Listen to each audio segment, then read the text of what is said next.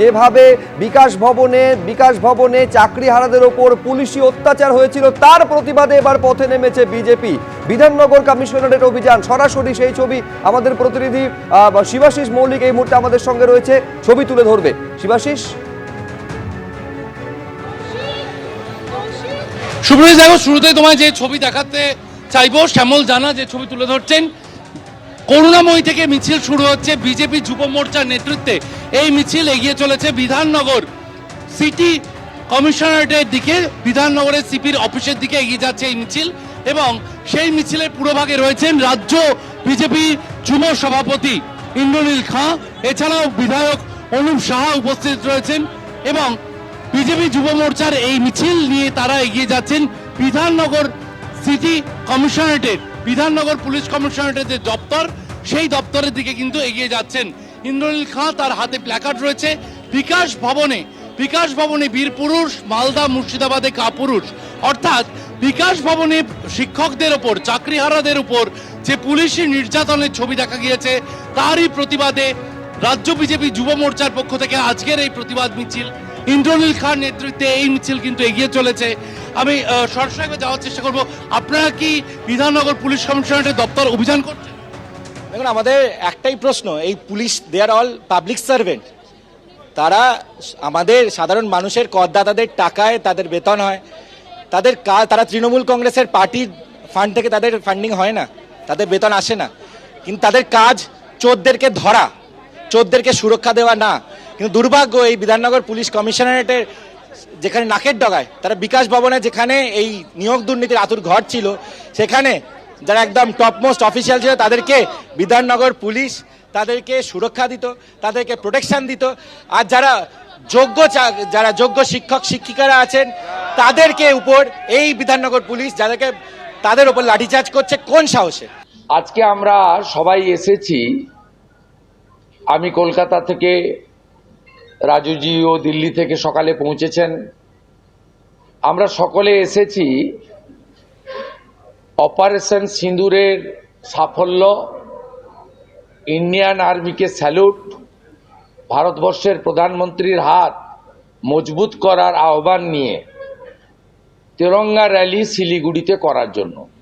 শিলিগুড়ি উত্তরবঙ্গের রাজধানী, উত্তর পূর্বাঞ্চলের গেটওয়ে এবং শুধু রাজ্যের দৃষ্টিতে নয়, জাতীয় আন্তর্জাতিক দৃষ্টিতে শিলিগুড়ি একটি গুরুত্বপূর্ণ নগর।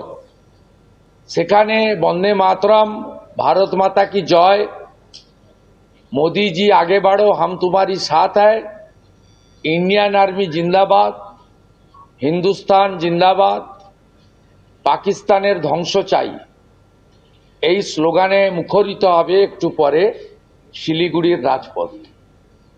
আমি এই কর্মসূচিতে যুক্ত হওয়ার আগে মান্যবর জেলা সভাপতি অরুণ মণ্ডলকে অনুরোধ করেছিলাম একটি সাংবাদিক সম্মেলন করার জন্য।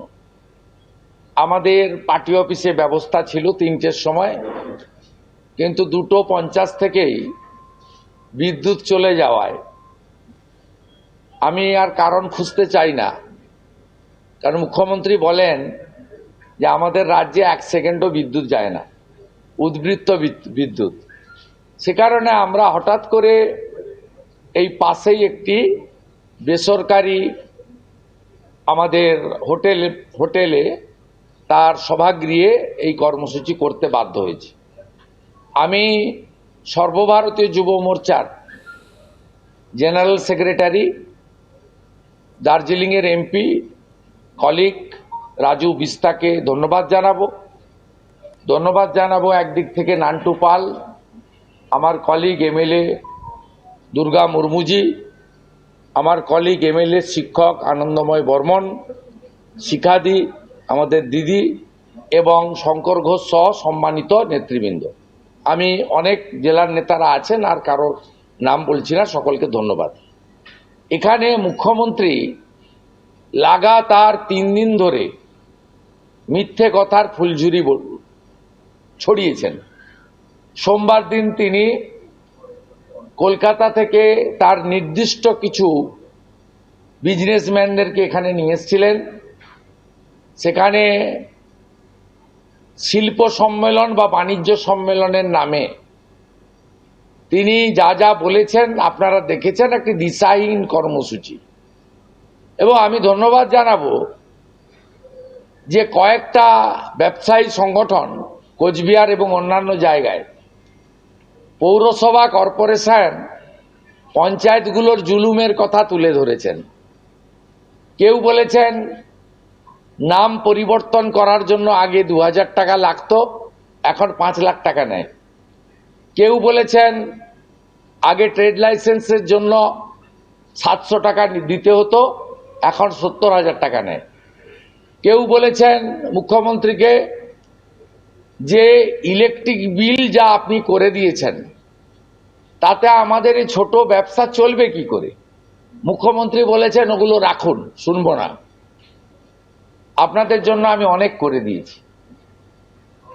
এই সাহস করে যে যে ছোট ছোট ব্যবসায়ীরা, বড়দের তো বলার সুযোগ নেই, কারণ তারা খুব আনন্দে আছে। চা বাগানগুলো বেসরকারীকরণ করে মুখ্যমন্ত্রী তাদের হাতে তুলে দিচ্ছেন।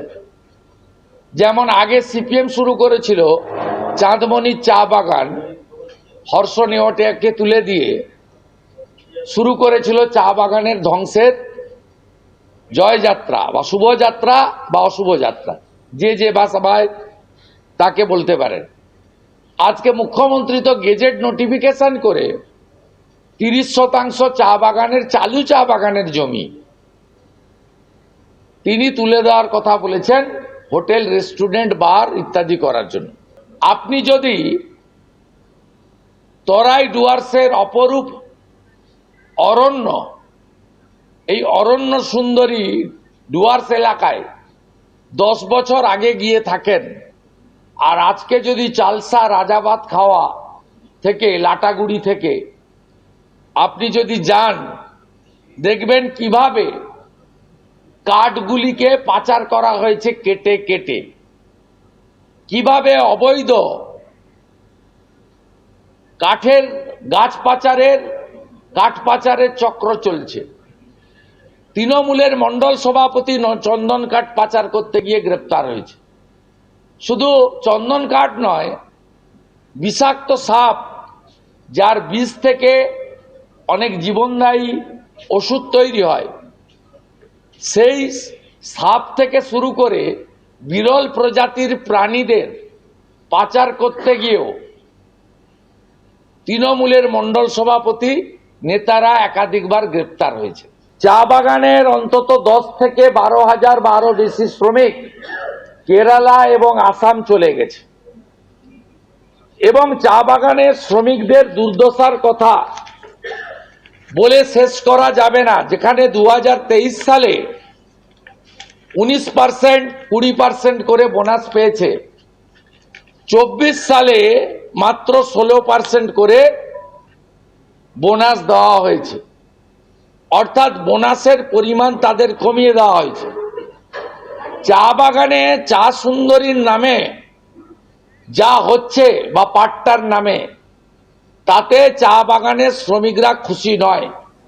কারণ আগে চা বাগানের যে হাউসিং ছিল, রিপেয়ারিং করার সমূহ খরচ চা বাগানের মালিকদের দিতে হতো। এখন কেন্দ্রীয় সরকারের টাকা 200 কোটি টাকা এরা ভেঙেছে লেবার ওয়েলফেয়ার বোর্ড থেকে। 2023 সালের 20/12/2023 কলকাতার নিউ সেক্রেটারিয়েটে মিটিং করে 200 কোটি টাকা লেবার ওয়েলফেয়ার বোর্ড থেকে সরানো হয়েছে। সেই টাকাতেই চা সুন্দরীর চেক বিতরণ করছেন মুখ্যমন্ত্রী।